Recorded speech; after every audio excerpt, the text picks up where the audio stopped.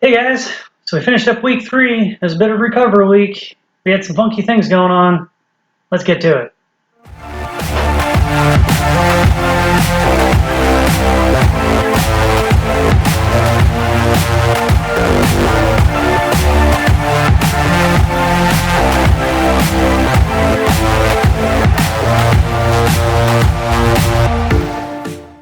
Hey guys, so week 3 training for Chili Pepper ended up being a bit of a down week, partly because of work and family life and that kind of thing, and partly because my legs were cooked at the beginning of the week. And so there's a part of me that was a little sad because this week we had some really cool weather. Like I think Wednesday morning it was 60 or 65. I kept my long sleeve shirt on for the warm up at 5 a.m. for the speed session. So that's how cool it was this week.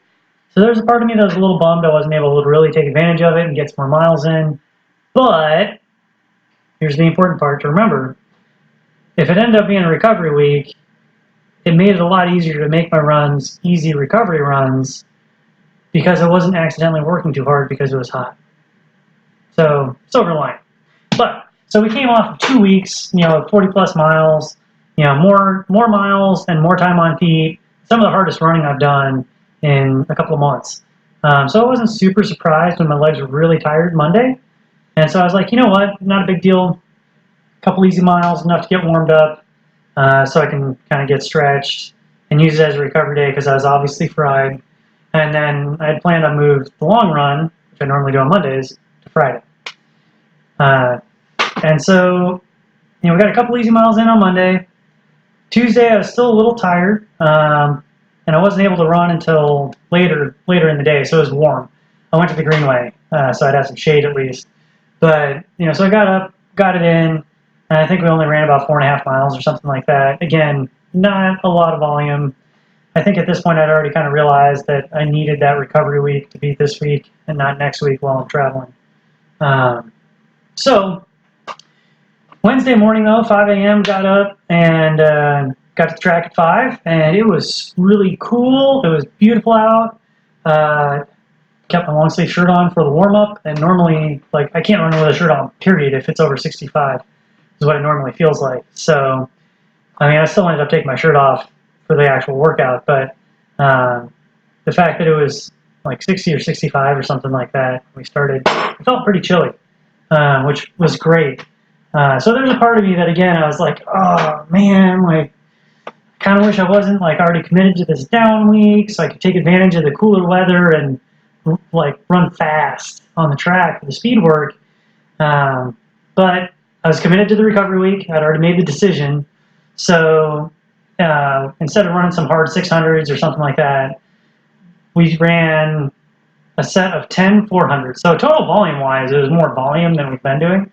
But they were at a lower intensity for me. We were trying to hit them all right at 75. And we've been hitting them anywhere from 68 to 72 or something like that, I think. So, it was definitely just a hair slower. And given how much cooler it was definitely a lot less work. And we were only taking 1 minute recovery between them. So it's almost like we were doing intervals instead of repeats. The heart rate, I remember looking at the heart rate data later, and it was definitely not as, it was nowhere near as intense as that Wednesday morning speed session normally is. The heart rate was slow and controlled, the turnover rate wasn't super high. It was almost like we were running apart, almost, even though we would stop for the minute, kind of regroup, and then roll into the next one. I did make a point of taking a swig of Tailwind during that recovery every time, because when I have to start the workout at 5 a.m., I don't have time. I'm not going to get up early enough to eat a huge breakfast beforehand, and I think that Tailwind kind of helped on the last couple reps as we got rolling. So all in all, it was a total of 2.5 miles of volume, of actual interval work, which was good. It's almost half a mile more than we have been doing. So the volume was up, the recovery was down, so it turned into a little more of an actual interval workout, but it felt smooth and controlled the whole time. At the end, I could tell I was starting to get a little tired, but I wasn't feeling beat up. I wasn't having a hard time maintaining coordination. And that last one, we kind of was smoothly controlled for the first 200, and then the last 200 we kind of let it stretch out a little bit and pick up the turnover rate a little bit. I think we ran in like 72 or something like that. I mean, it wasn't, again, not blazing fast, not like that 65 as the last 400 the last couple weeks, but it's just enough to kind of, freewheel and have some fun on the last one. All in all, I think we got about a total of 5.5 miles total for the workout, including warm-up and cool-down. And I shorted the cool-down a little on that workout. Probably should have done 8 400s and gotten a little more cool-down in, because I had to get home super quick so my wife could get on a plane to go to a conference, which is the real reason why I knew by Tuesday morning that it was going to be a down week. Because it was me and Lucy. Lucy's 6 at home all week. And so during the week, she goes to summer camp at the gymnastics studio. She's been having a great time, but it doesn't start till 9. It gets over at 4. So it means I have to get my workout in between 9 and 4 during the week. And I wasn't really going to be able to get a workout in on the weekend without it getting a babysitter or something like that. So we ended up getting some easy miles in Thursday and Friday. Actually, Friday I didn't run at all. So Thursday, got some easy miles in. Friday, I was just slammed with work stuff, and I didn't have time from that 9 a.m. to 2:30 window because it was Friday, so I had to go to the gymnastics gym for the end of the week stuff at 2:30 instead of 4, so I lost an hour and a half of my day.